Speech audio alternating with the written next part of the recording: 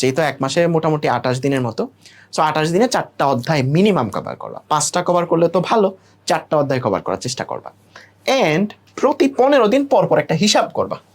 প্রতি 15, এটা তোমার সেলফ মোটিভেট করতে হেল্প করবে। আমরা অনেক সময় মোটিভেশন খুঁজি না ফেসবুকে, ওইটা খুঁজতে হবে না।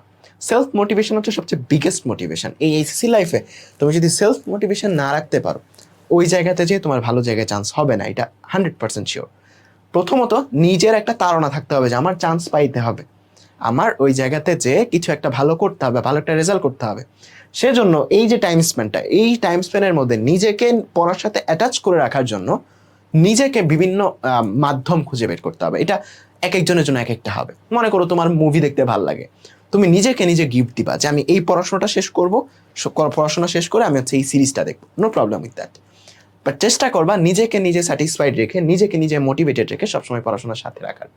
সো এর বড় একটা ওয়ে হচ্ছে এই জিনিসটা অ্যাপ্লাই করতে পারো, তাহলে তোমার আর শেষের দিকে যে কান্না করতে হবে না যে ভাই আমার সিলেবাস শেষ হয়নি। প্রতি 15 দিন পর পর, প্রতি 15 দিন পর পর একটা হিসাব করবা। কি হিসাব? দেনা পাওনার হিসাব। ঠিক আছে, যে তোমার কত পার্সেন্ট দিন শেষ হয়েছে এবং কত পার্সেন্ট সিলেবাস শেষ হয়েছে। মনে করো জুন মাসের 31 তারিখ, জুলাই মাসের 31 তারিখ তুমি এই জিনিসটা হিসাব করতেছো যে তোমার এই দেনা পাওনার হিসাব। তাহলে তোমার দিন পার করে ফেলছো কয়টা? 1 জুলাই থেকে 31 জুলাই বা 30 জুলাই, তুমি 30 দিন পার করে ফেলছো। কতদিন তোমার কাছে সময় ছিল? 548 দিন।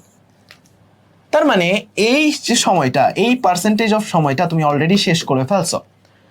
তার মানে এই পার্সেন্টেজ অফ সিলেবাসটাও তোমার শেষ করা উচিত।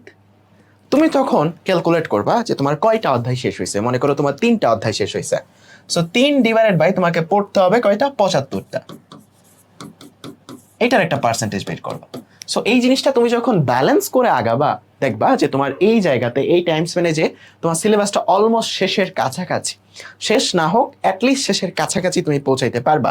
এরপরে যে ব্যাকআপ টাইমটা আমরা রাখছি, এই যে 31 ডিসেম্বর থেকে 1 এপ্রিল, এখানে তো আরো 4 মাস, 4 মাস না 3 মাস, জানুয়ারি ফেব্রুয়ারি মার্চ, এই 3 মাস সময়টা তো আমরা ব্যাকআপ হিসেবে রাখছি। সেখান থেকে 1 মাস হয়তো বা 1.5 মাস হয়তো তুমি আরো সিলেবাস শেষ করার জন্য রাখতে পারো। ওই টাইমটা হচ্ছে ব্যাকআপ টাইম, যে তুমি এই টাইম স্পেনে পারলা না, তখন ওই টাইমে যে তুমি যেন একটু একটু করতে পারো সিলেবাসটা শেষ। ঠিক আছে, সো এই রেশিওটা সবসময় মেনটেন করার চেষ্টা করবা, দুইটা রেশিও যেন সেম থাকে অলওয়েজ। সো এই জিনিসটা কি করবে? তোমার সেলফ মোটিভেট থাকতে হেল্প করবে, যে নিজের প্রিপারেশনটা ঠিকঠাক ওয়েতে, ঠিক গতিতে আগাচ্ছে কিনা, এই জিনিসটা হেল্প করবে। সো আমার সাজেশন থাকবে যে এই জিনিসটা করা।